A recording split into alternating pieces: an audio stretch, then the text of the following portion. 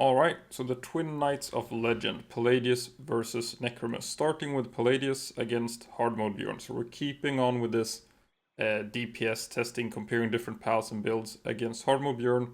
Still using the Rock Burst build because it's just absolutely insanely powerful. And then we're doing the little trick from the previous video featuring Anubis, the advanced combat techniques, by switching out that attack right before joining the tower boss to ensure maximum Rock Burst damage. So Palladius, a little bit higher defense, and according to the description, Spear Thrust is supposed to protect him against damage when doing his exclusive attack, which seems to work a little bit like Sylvagus, where it might block, it might not block, it seems a little bit random, but it should give it a little bit more survivability, so it's the highest defense pal, together with this Spear Thrust protecting it a little bit, hopefully. We'll see during the course of the fight if we see any ones in there. That's probably how it should work, if it works like Sylvagus. Spear Thrust brings it in close, big Rock Burst damage after that, and then not using Vampiric, so using a pure damage build instead should be pretty viable with Palladius, since it does have that huge defense. It might accidentally tank some ice attacks and hopefully not too many Dark Wisp Orbs, because that's going to hurt a lot.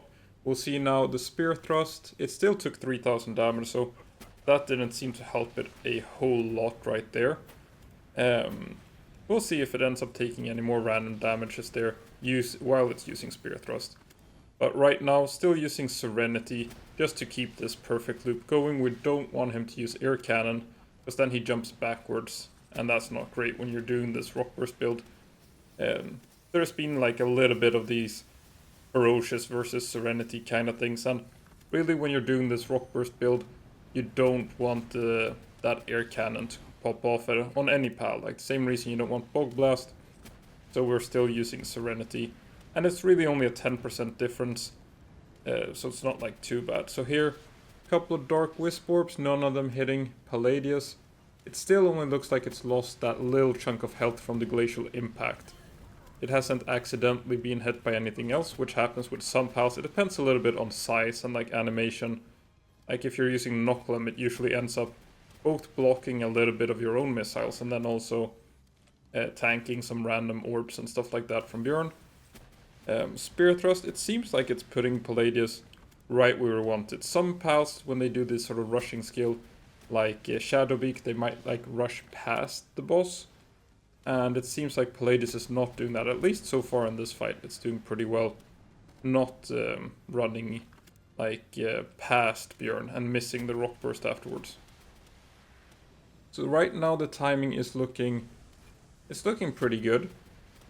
Okay, so there I think Palladius just tanked a couple Dark Wisps, because he did lose quite a chunk of health, and I think that was during the Spear Thrust and still not taking only once. So I'm not really sure about the description saying that it's tanking damage. Maybe it just specifically needs to hit that shield, which isn't the shield isn't a very big part of Palladius. It's probably something that matters more when you're fighting Palladius as like the boss. When you're fighting the Twin Fights of Legend and catching Palladius, you probably don't want to shoot the shield, I guess. So far, or maybe it just makes it like a weak spot, which makes it so that instead of Dark Wisp doing the red damage numbers super effective, it would be white damage numbers, I guess. So still a very respectable time. Even if it's a high defense pal, it still has a high attack stat, because it is a legend. And then you can do a little bit of this jumping around stuff if you want, but this is not really what this build is about. You're not planning on jumping too much. But Palladius did end up a little bit behind the Anubis build, but Anubis does get 20% bonus on the Rock Burst, and the Ground Smash just seemed to synchronize perfectly with it. High defense, though, does make the fight pretty easy, so no Vampiric and still Palladius. I didn't really have to worry about it dying at all.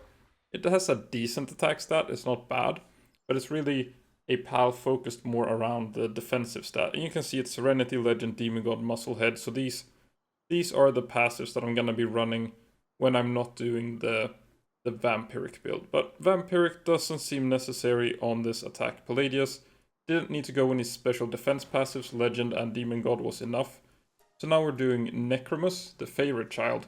which is just something I've been calling it since I think around pre-Sakurajima, because it got a little bit faster speed, it got a little bit faster attack, and it also had a little bit better exclusive skill. So we're gonna compare now how they sort of perform. Necromus does have an advantage in not doing the jump back. I'm still doing Serenity on it, but it probably wouldn't have been necessary. You could have gotten away with Ferocious probably. But you can see there, the Twin Spears absolutely chunking. That was not a Rock Burst, that was the Twin Spear. So Spear Thrust does damage once. It only does that like one Spear Thrust hit, and you can see here now these exclusive attacks from this Necromus is doing an extreme amount of damage. It was actually very hard to keep aggro when using this pal, because it's just doing just absurd amounts of damage. So I think this is probably the best pal I've seen using an exclusive skill to get close, because when you're using something like Bushi, Splatterina, Tyrantris, it's often a bit of a, you're sacrificing a good skill, like Airblade or something like that, for the dash skill to getting close. You're sacrificing a bit of DPS for this extra Rock Burst damage, but with Necromus, the exclusive skill is actually very good. You can see there it's just hitting him for 1000 damage over and over and over, doing huge amount of damage, getting him really close for a Rock Burst. So for this Rock Burst build, Necromus just seems very strong. And it's also like kind of moving Bjorn around, so it's a little bit of survivability by just... sometimes it pushes him up in the air, he won't attack when he's like floating around in the air. So that's a little bit of a survivability bonus, which I guess it seems to work a little bit better than the Palladius, just for its own survivability as well. You can see Bjorn goes up in the air. So really the defensive aspect of this, I think it's Twin Spears, seems to work better than the Palladius one.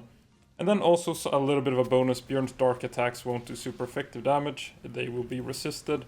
So these random orbs like the Dark Wisp, the Spirit Flame and all of those, they're not gonna damage Necromus a lot. And you can see those, it's getting very close. I feel like that was every rock on Rock Burst. Usually you want like at least a third of the rocks to hit for it to deal a lot of damage. But if you can get all 32 explosions or 34 explosions from the Rock Burst to hit, it is an absurd amount of damage. And I really feel like this is probably the exclusive skill. It's getting in very, very close. And it's also doing a lot of damage on its own. Resisting, so overall it just seems like a super strong pal. And has it lost health? Okay, that's like what, 5-10% missing. And it's just skewering Bjorn. And the Glacial Impact, how much damage is that?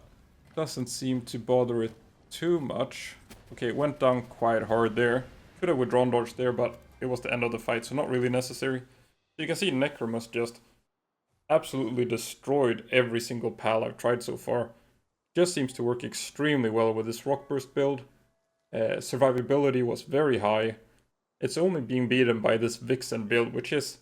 I mean, the Vixen build does give you 4.5 times more damage. So that one is just absurd as well, against Bjorn specifically. So if you're fighting anything else but an Ice Pal, Necromus is probably the strongest pal you're gonna see if you're not relying on those element swap shenanigans.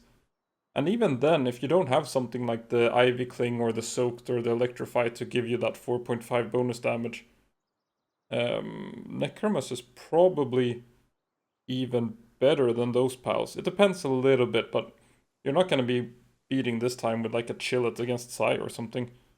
So overall, Necromus, extremely strong, the best pal so far that I've tried for this kind of build. Twin Spears just seems ridiculous compared to Spear Thrust. Just dealing this 120 power over and over and over. It was these like 1000, 1000, it looked like Rock Burst, but it wasn't Rock Burst. So yeah, great pal. Both of them were good, but Necromus wins out. So thanks for watching.